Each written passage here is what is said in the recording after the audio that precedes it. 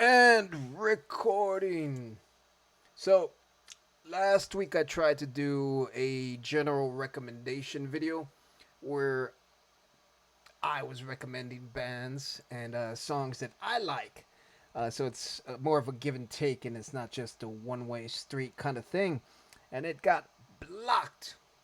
I think I put in 4 different videos and watched along with them.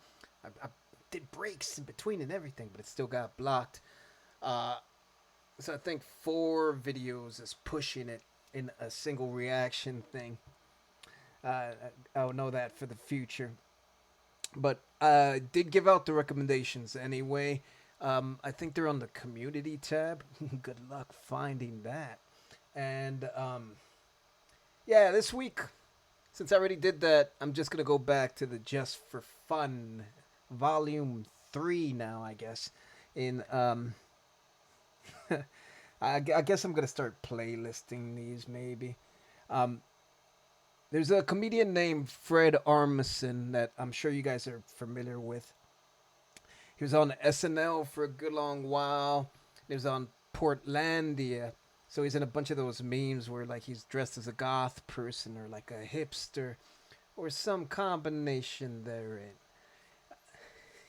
I think you can find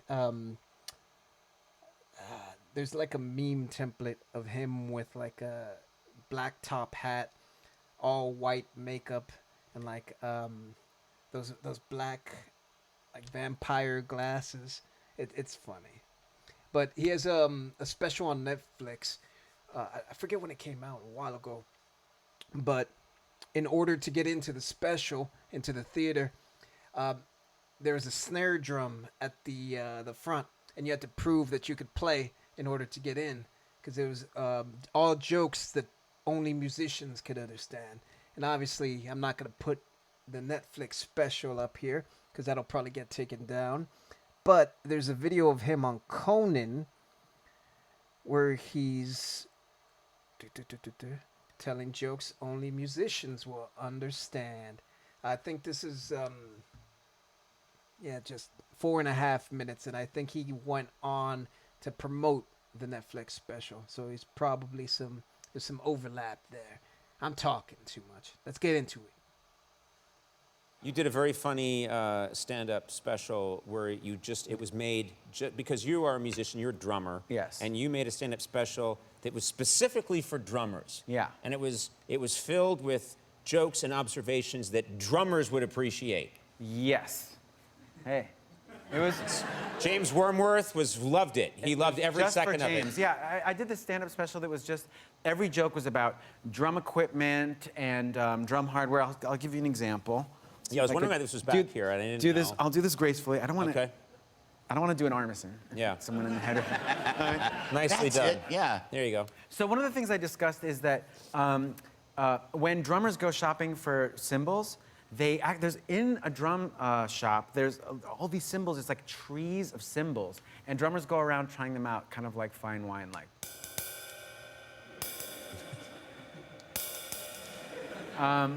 And then, as a drummer, so that was one joke.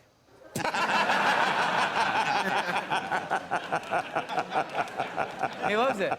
He loves it. Look at him.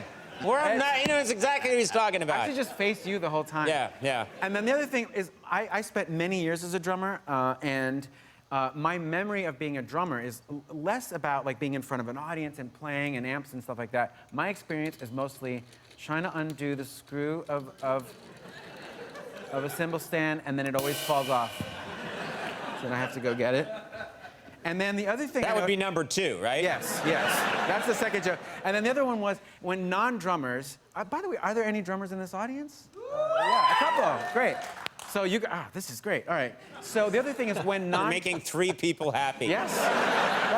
That's all I want. The other thing is whenever non-drummers try to help you on there he is undo your kit. Yeah. They always do it wrong. So they sort of hand you. Thank you very much. That's it. Right? Thank you. James. Thank you. Thank you very much. But you notice it's not just about drummers. You've noticed things about other musicians as well. Yeah, you I'm not? trying to work on some other instruments. Look at You're trying to move up and beyond the drummer. Yes. And here you go. This is the guitar. But you're a guitar player, so you are. Yeah, yeah. So when people take out a guitar, one thing I notice, one thing that bums me out, I don't know if this ever affects you guys, but like, do you ever see when people start playing, this always seems like bad news to me. I just don't want to hear the rest of the song.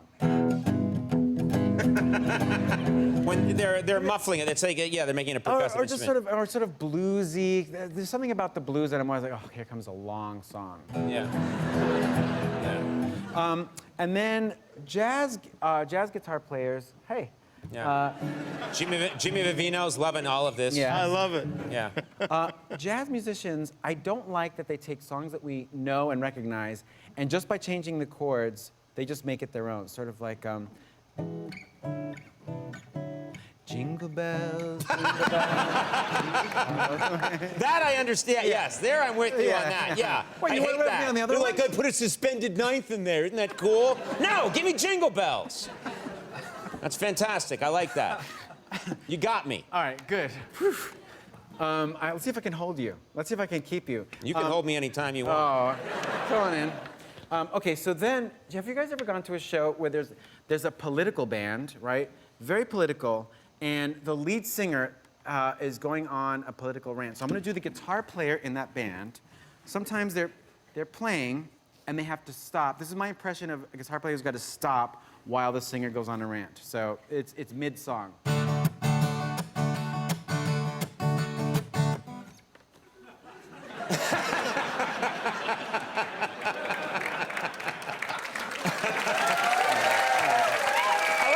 That's it. Very good. Thank you. It's so dry. And it's one of those things where music is already so niche. So for him to make a comedy special specifically catering only to musicians is so niche in itself that it's that meta on meta. There's another video I wanted to watch.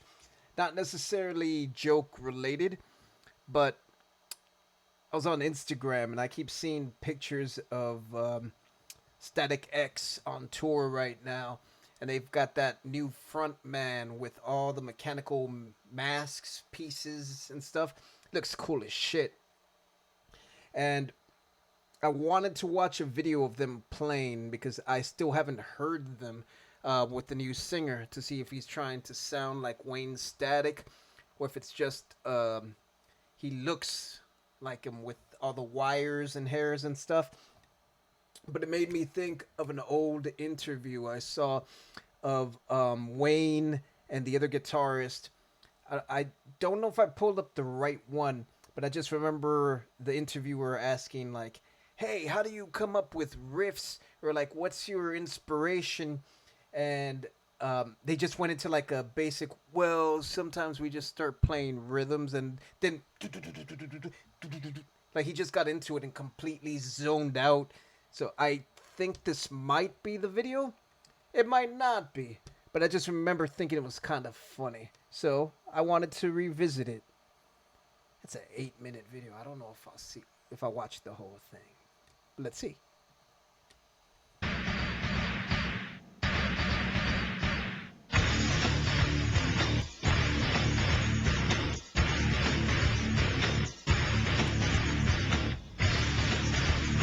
Seems like it. Hey, this is Wayne, and we're Static X. You're logged on to guitar.com.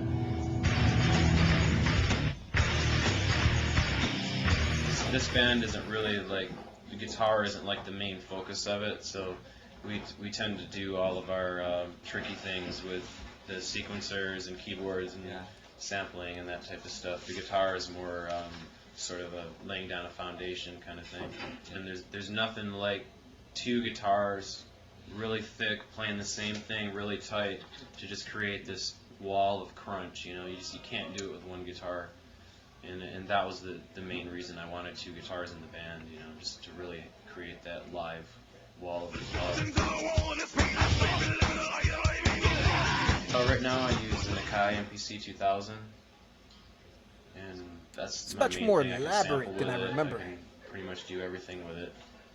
And I use Roland Groove Box 505, 808 sampler, and we also use a Korg electride stuff. Yeah, the Like Korg I'm a Electrode stuff, cameraman. I sample sounds from that often. Pretty good. Yeah, it's a cool, nice little box about this big. It's similar to the Roland Groove box. It's just a little bit smaller. Our stuff is really, really simple. For instance, just the main riff on Push It is just 2 chords. You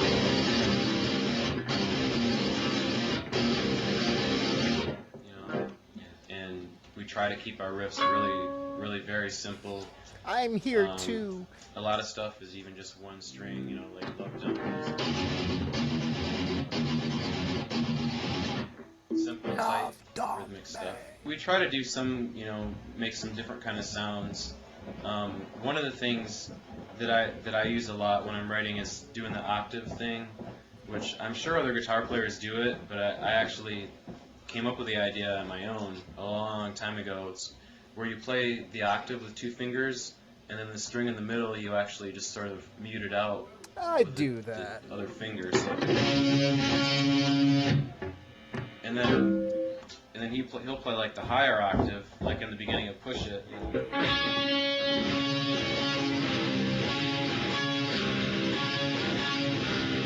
So you got 3, you know, octaves going. Early on, when I was writing stuff, I had this idea about what if you, instead of one guitar playing 2 or 3 notes of the chord, what if you split the notes up between 2 guitars? And that's an idea that we do on the chorus of Love Dump, maybe other places. I don't know. Trance too. Yeah. Yeah. So like I would, on the chorus of Love Dump, I would play these would be the notes, and he'd play.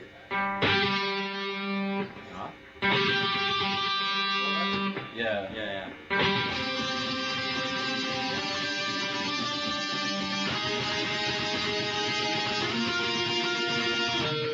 And it creates this really big thing.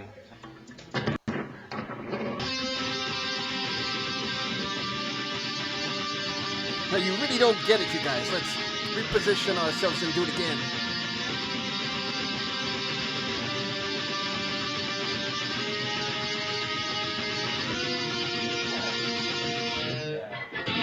So you can really create some interesting things that you could not do with one guitar, you know, in that way, because you don't have enough fingers, obviously.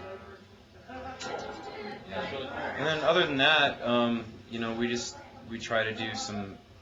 I think a lot of our technique has to do with getting your hand on the bridge in the right spot, you know, get the right chunk factor, you know. That's really important to what we do as well. Some guys, I think maybe, you know, don't do it enough. Some guys get too much. You got to find just the right spot to get, you know. Yeah. Like beginning, main riff of trance. I'm going to pause it here. I am going to continue watching this just because it is interesting. As far as, I think I do remember this video. I think I have seen it before, but obviously it's from 1999.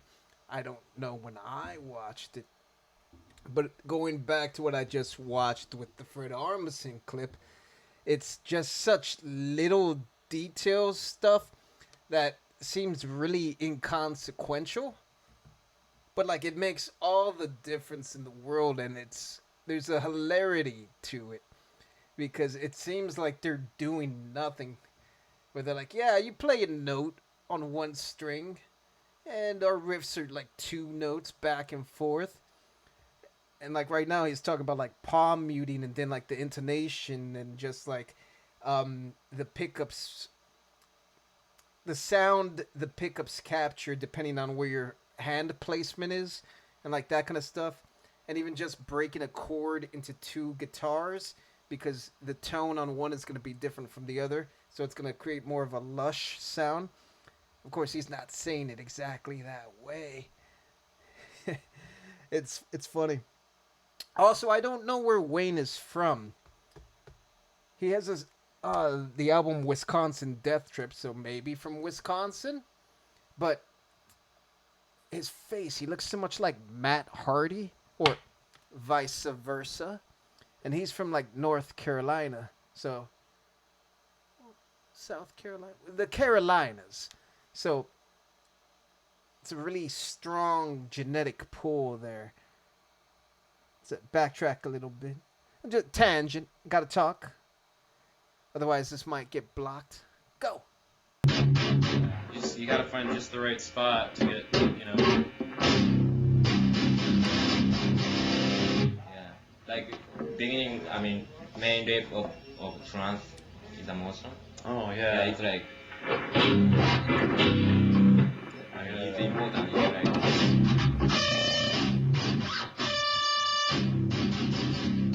I also like how they're pretty much ignoring the interviewer and just warming up.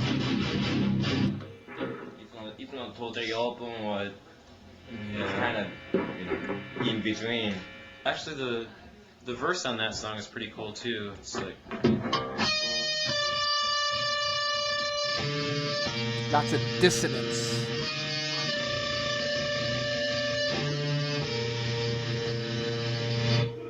the G string 5th fret and the B string 7th fret, A string 4th fret, D string 5th fret. So 5, 7, 4, 5. Pausing it one more time just because it's always funny. Because that's how I learned how to play guitar, through tablature. So I didn't learn guitar music theory. I didn't know note placement or anything like that. It's always just, all right, so this is on fret 4, 5, 7. This is on this string. So it's never about hit this note or hit this chord. It's always just like, all right, hand shapes and placement on guitar. That's it.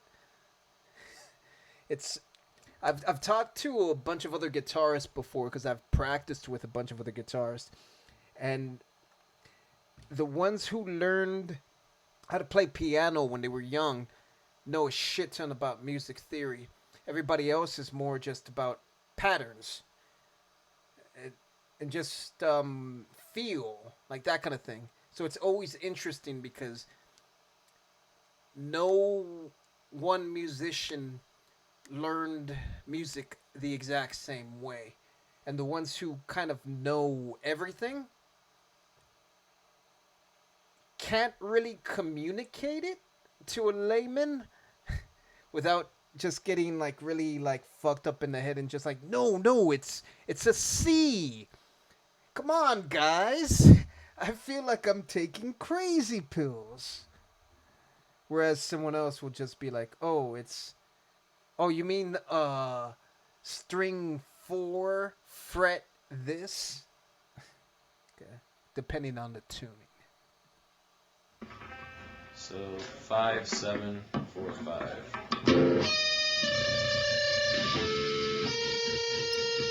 I prefer to try to create weird sounds with the guitar as opposed to using pedals and stuff, you know. Do as much as you can with harmonics and sliding and, you know, whatever.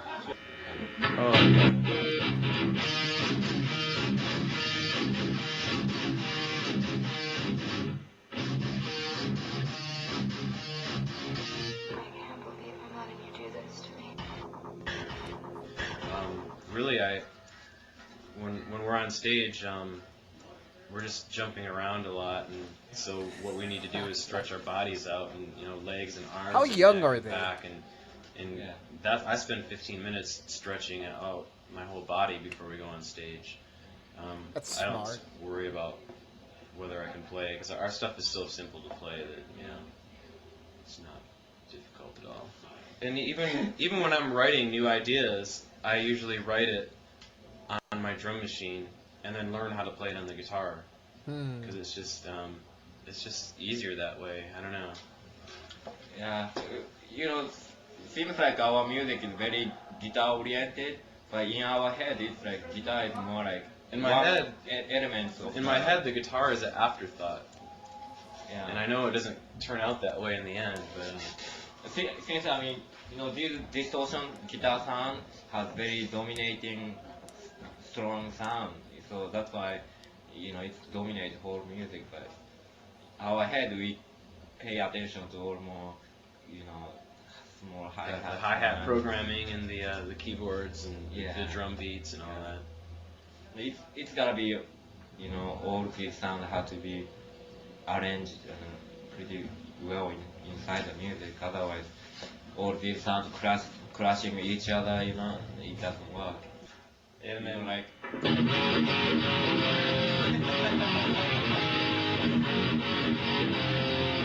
I can't believe I'm letting you do this to me.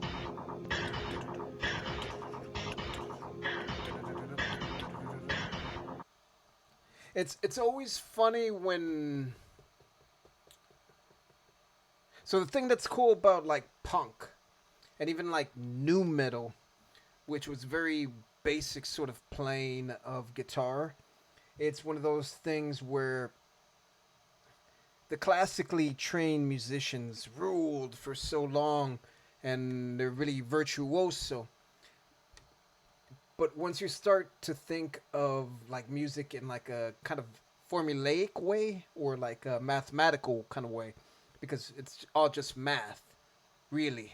Um, Octaves broken down into 12 notes, fifth, sevenths, like that kind of thing. It all has to do with relationship of the frequency of the waves, and like once you get into that headspace, you start to sound more like a computer, which I'm kind of in that place right now.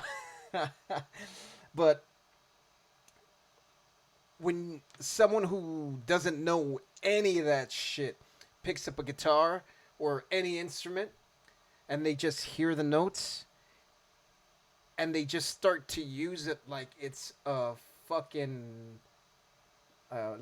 it's their voice, and they just create shit without even knowing how, it becomes more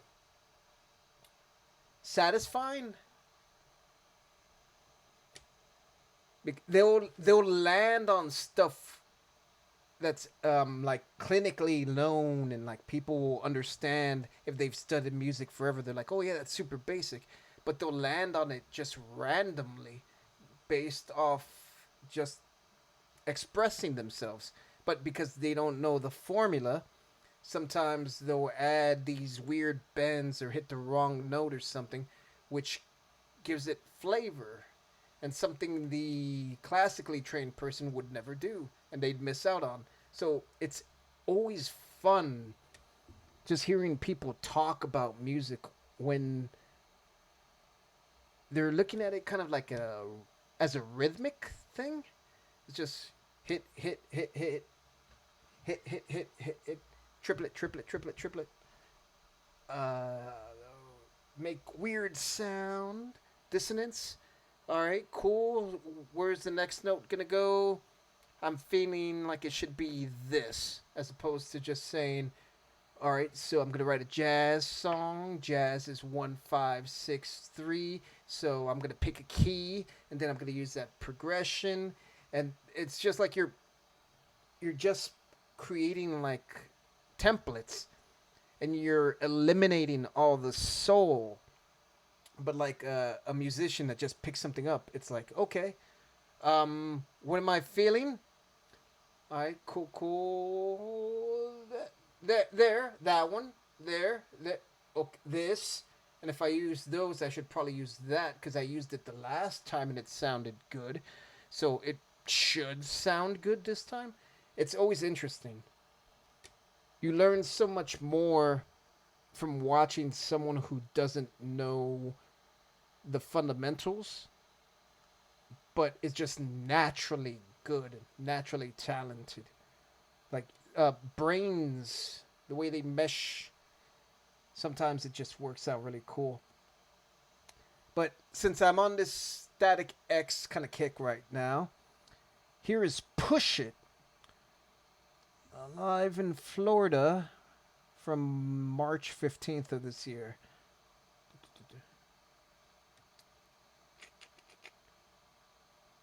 So my understanding is that it's all the exact same members of the band, minus Wayne, obviously, because he passed. But the new singer, I think it's the singer from Dope. The gear he has on and like the mask and stuff is just super cool looking. But let's see what he sounds like. Go! So let me introduce the band to you. Go Raiders! On the drums, Wayne's original partner in crime. Make some noise for Mr. Ken J.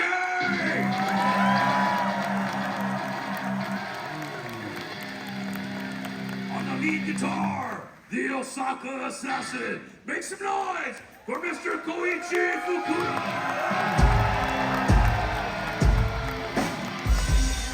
There's so much more presence now. Comes with And on the experience. vocals, straight from Otsego Industries, version 2.0. Make some noise Matt for Hardy. Zero.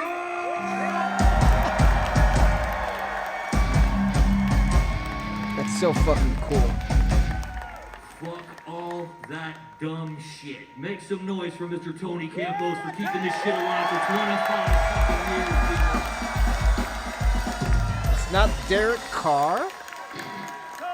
Listen, man, I just want to say thank you to all of you guys for making me feel so welcome. Yeah, Wayne it was is. my old friend. These are my old friends. You guys are our old friends. Thank you fucking very much for coming here and selling this place out. We very much appreciate it, Orlando. Let me hear you scream! Let me hear you ooh.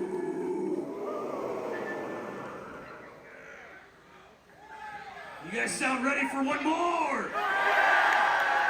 You want to hear one more? Zero, tell them what we got. Orlando, Florida. This one is called Push It!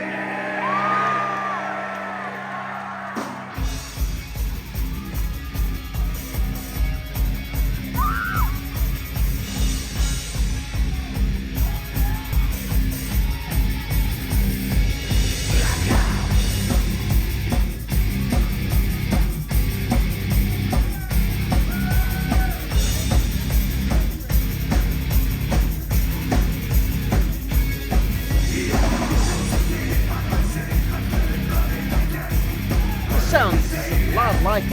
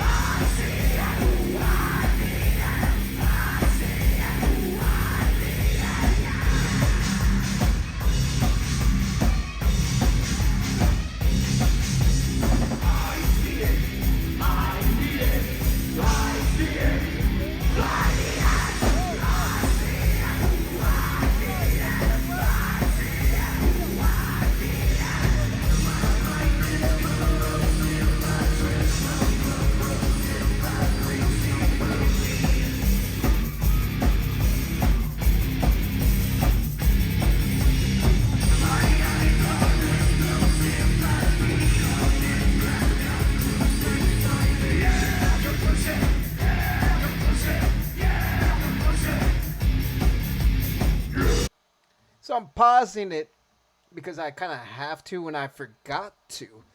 Just because I don't want this to get blocked. And it still very well could.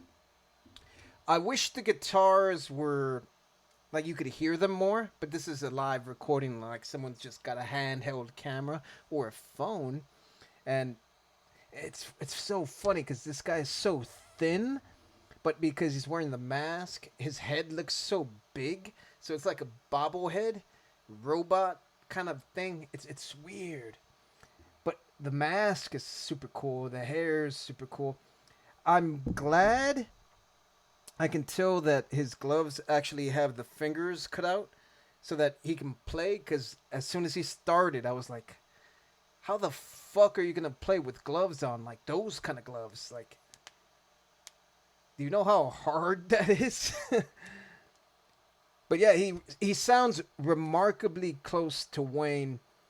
And yeah, it's basic songs, just like they said in the previous video. Nothing hard. Doom, doom, doom, doom. It's very basic kind of sounding, but in like such a good way. It sounds like really anthemic and like really party forward. It just brings me back to high school. I love it. Let's go.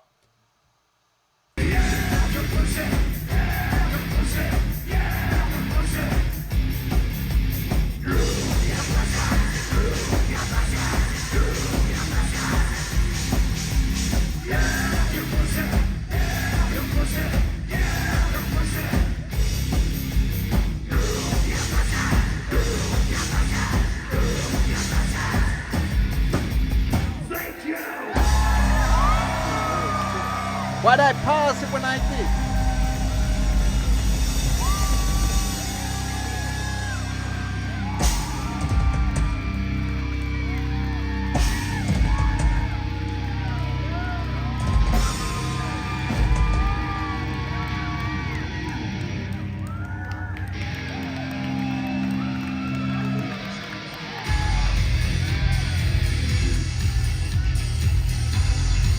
I like that stage setup too.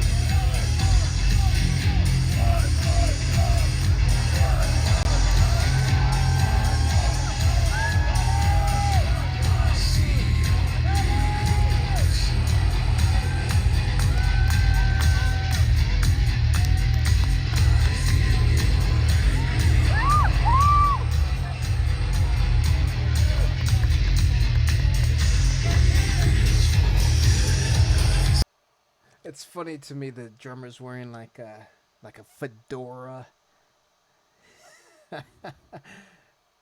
Let's exit out of that. Yeah, it was cool. That was really cool. Again, and it's like basic sounding stuff, but you just gotta love it because there's such a like bounce to it, and for me, I guess it's just nostalgic. I mentioned in like a previous video for Grim Reaper how if you grow up with something, you kind of have like this regard for it, and you hold it like on this pedestal that maybe it doesn't belong on. But since it's part of your formative years, you're just like, man, it's so great. It's so great. It's great.